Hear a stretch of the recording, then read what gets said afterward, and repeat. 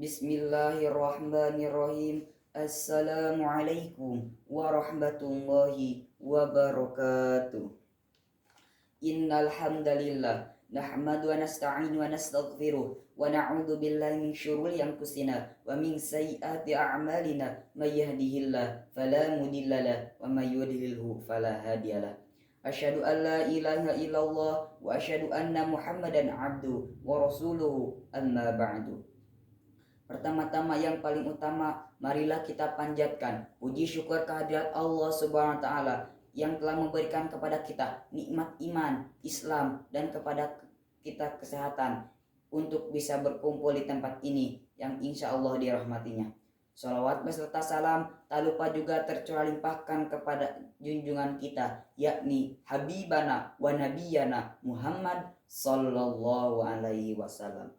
Teladan yang terbaik yang mengajarkan kepada kita arti ukhuwah atau persaudaraan sejati. Hadirin yang saya hormati, pada kesempatan yang berbahagia ini, izinkan saya menyampaikan pidato dengan tema merajut ukhuwah, meraih keberkahan. Hadirin yang berbahagia, ukhuwah dalam Islam memiliki makna yang mendalam. Ukhuwah berasal dari kata bahasa Arab yang berarti persaudaraan. Namun dalam Islam, ukhuwah tidak hanya memiliki makna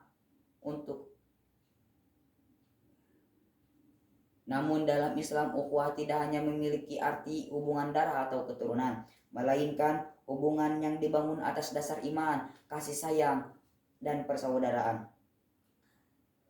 Allah Subhanahu wa taala berfirman dalam Quran surat Al-Hujurat ayat 10 yang artinya sesungguhnya orang-orang mukmin itu bersaudara. Sebab itu damaikanlah antara kedua saudaramu dan bertakwalah kepada Allah supaya kamu mendapatkan rahmat. Ayat ini mengingatkan kita bahwa kita sebagai orang yang beriman, kita adalah satu keluarga besar. Kita memiliki tanggung jawab untuk saling menjaga, menguatkan, dan mendamaikan. Hadirin yang saya banggakan, ada banyak keberkahan yang bisa kita raih melalui ukhuwah. Yang pertama, mendapatkan cinta Allah. Rasulullah Shallallahu Alaihi Wasallam bersabda dalam hadis riwayat Ahmad yang artinya, sesungguhnya Allah mencintai orang-orang yang saling mencintai karenanya, saling berkunjung karenanya, dan saling memberi karenanya. Hadis riwayat Ahmad. Ketika kita menjaga ukhuwah kita dengan tulus, Allah akan mencintai kita. Yang kedua, menguatkan persatuan. Ukhuwah adalah pondasi utama untuk membangun persatuan umat. Ketika kita saling bersatu dan peduli, kita menjadi kuat dan tidak mudah dipecah belah oleh perbedaan. Yang ketiga, menghadirkan kedamaian. Ukhuwah menciptakan suasana damai dalam masyarakat. Tidak ada konflik, permusuhan, atau dendam. Sebaliknya, ada saling pengertian, kasih sayang, dan rasa saling peduli. Yang keempat, menambah pahala. Setiap kebaikan yang kita lakukan untuk saudara kita, baik itu membantu, mendoakan, semuanya akan menjadi pahala yang berlipat ganda di sisi Allah Subhanahu wa taala. Hadirin yang saya hormati, merajut ukhuwah bukanlah hal yang sulit, tetapi asalkan kita mempunyai niat yang tulus. Ada beberapa cara yang bisa kita raih untuk memperkuatkan ukhuwah kita. Yang pertama, saling mencintai karena Allah. Rasulullah Shallallahu Alaihi Wasallam bersabda dalam hadis riwayat Bukhari dan Muslim, tidak sempurna iman salah seorang di antara kalian hingga ia mencintai saudaranya sebagaimana ia mencintai dirinya sendiri.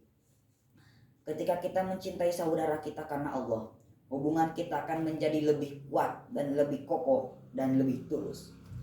Yang kedua, saling membantu. Rasulullah Shallallahu Alaihi Wasallam bersabda dalam hadis riwayat Muslim, Allah akan menolong seorang hamba selama hamba tersebut menolong hambanya. Ketika kita mencintai saudara kita, Allah pun akan membantu kita. Oleh karena itu, marilah kita tanamkan rasa semangat untuk membantu saudara kita. Yang ketiga, menjaga silaturahmi. Allah Subhanahu wa taala berfirman dalam Quran, Rasulullah Shallallahu Alaihi Wasallam bersabda dalam hadis riwayat Bukhari dan Muslim, barang siapa yang ingin dilapangkan rezekinya, dipanjangkan umurnya, maka hendaklah yang menyambung silaturahmi. Bahwasanya silaturahmi itu adalah cara efektif untuk membangun, untuk memperkuatkan ukhuwah kita. Yang keempat, saling memaafkan. Sebagaimana manusia kita tidak luput dari kesalahan, oleh karena itu marilah kita memaafkan saudara-saudara kita yang mempunyai salah. Hadirin yang berbahagia, meskipun ukhuwah itu indah, ada banyak tantangan dalam menjaga ukhuwah kita.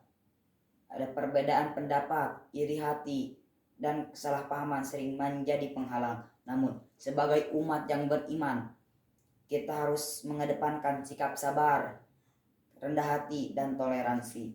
Hadirin yang saya hormati, merajut ukhuwah bukan hanya tentang menjaga hubungan dengan baik dengan sesama, tetapi juga meraih keberkahan kepada Allah Subhanahu wa taala. Dengan ukhuwah kita menjadi kuat, lebih damai, dan lebih dekat kepada Allah Subhanahu wa taala. Mari kita jadikan ukhuwah sebagai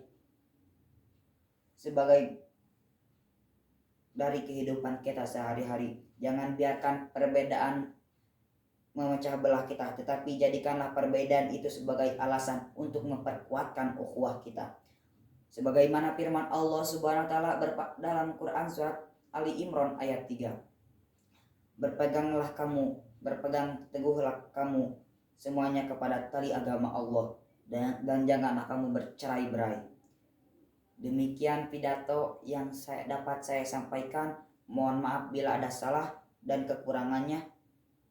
Billahi taufiq wal hidayah.